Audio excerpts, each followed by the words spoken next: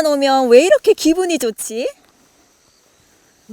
왜 이렇게 기분이 좋은지 궁금하시죠? 네, 궁금해요. 제가 알려드릴까요? 저는 이 숲에 대해서 알려드리는 숲 해설가거든요. 지금부터 그 궁금한 점을 풀어드릴게요. 네, 그럼 숲해설가라는 직업이 생기게 된 이유가 무엇일까요? 네, 이게 경제가 발전을 했잖아요. 경제가 발전을 하면서 사람들이 굉장히 편리한 생활을 하게 됐거든요. 네. 근데 그 반면에 경제가 발전하는 만큼 숲과 멀어지게 된 거죠. 그러니까 숲과 멀어지면서 사람들이 이제 어떤 문제가 생겼냐 하면, 점점 정신적으로는 피폐해지고 곤란한 그런 삶을 살게 된 겁니다. 또 하나는 경제적으로 사람들이 여유가 막 이렇게 생기면서 숲을 찾아오게 되잖아요. 또 숲을 찾아오고 숲에 대한 관심이 늘어나게 되고, 이러다 보니까 자연스럽게 숲해설가라는 직업이 탄생하게 된 겁니다. 아, 그렇군요. 네. 숲해설가로 활동하려면 그럼 어떤 자격을 갖춰야 되는지요? 사실 숲해설가는 어떤 경력이나 뭐 이런 거창한 스펙이 필요하지는 않아요. 근데 숲해설가라는 직업이 뭐냐 하면 사람들에게 숲에서 받은 감동을 이렇게 돌려주는 거거든요. 그러니까 숲에 대한 사랑, 이게 가장 중요한 포인트고요. 근데 그것만 갖고 숲해설을 할 수는 없잖아요. 그래서 산림청에서 인정한 숲해설가 자격증이 필요한데, 그 숲해설가 자격증은 숲해설가 양성 과정이 개설된 곳에 가서 수업을 들어야 돼요. 그 산림청에 인정한 숲해설가 양성 과정은 우리나라에 한 30군데 정도가 있거든요. 거기 가서 수업을 일단 들으시고, 그 다음에 30시간 정도 실습을 하시고, 그리고 필기시험하고 이론시험, 실기시험을 치르고 나면 산림청에서 이제 숲해설 자격증을 수여하게 되는 거죠. 아, 이론의 실습까지 그쵸. 완벽하게 마무리를 해야지 자격을 갖출 수가 그럼요. 있군요, 선생님. 그러면 숲해설을 하기 전에 숲해설가가 가장 신경 써서 준비하거나 진행하는 포인트가 있나요? 있죠. 사실 그 숲은요, 누가 주인이냐 하면 이 숲에 살고 있는 벌레나 나무나 풀이나 이런 동물들이 주인이잖아요. 네. 우리는 여기에 잠시 들러가는 손님입니다. 근데 손님으로서 할 수 있는 역할이 있잖아요. 네네. 뭐냐 하면 숲을 일단 다치지 않게 하는 거, 그 다음에 피해를 주지 않는 게, 이게 굉장히 중요하거든요. 그게 첫 번째고요. 그 다음에 또 숲은 아침에 올 때하고 저녁에 올 때하고 또 달라져요. 매일매일 얼굴을 바꾸거든요.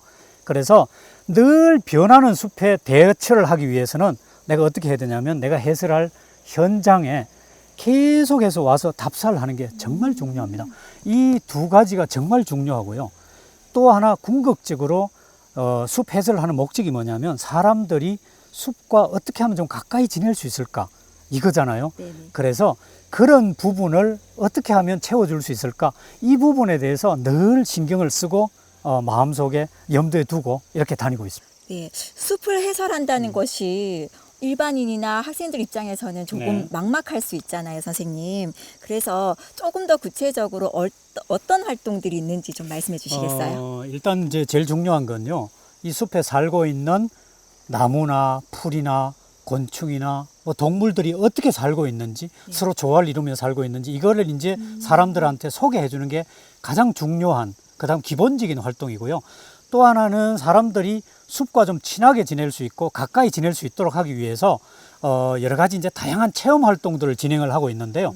예를 들면 자연물 이용해서 뭐 놀이를 한다든가, 또 아니면 자연물 이용해서 꾸미기나 만들기 활동을 한다든가, 이런 활동을 통해 가지고 사람들이 숲하고 좀 더 가까이 지낼 수 있도록 그런 이제 활동들을 하고 있죠. 아, 이게 정말 다양한 활동들이 있군요. 그러면 유아계층은 유아숲 지도사가 따로 있잖아요. 네네네. 그럼 숲해설도 혹시 체험할 수 있는 대상에 제한이 있나요? 그렇지는 않습니다. 숲해설가는 일단 연령에 제한은 없고요. 유아숲 지도사라는 것은 뭐냐 하면, 유아들이 숲으로 자꾸 나오다 보니까 유아들을 이제 따로 지도해야 될 필요가 있겠다 해서 이제 만들어진 하나의 전문업이고요. 숲해설가는 그런 유아들로부터 시작해가지고 어르신까지 계층에 상관없이 누구나 대상으로 해서 만날 수 있습니다.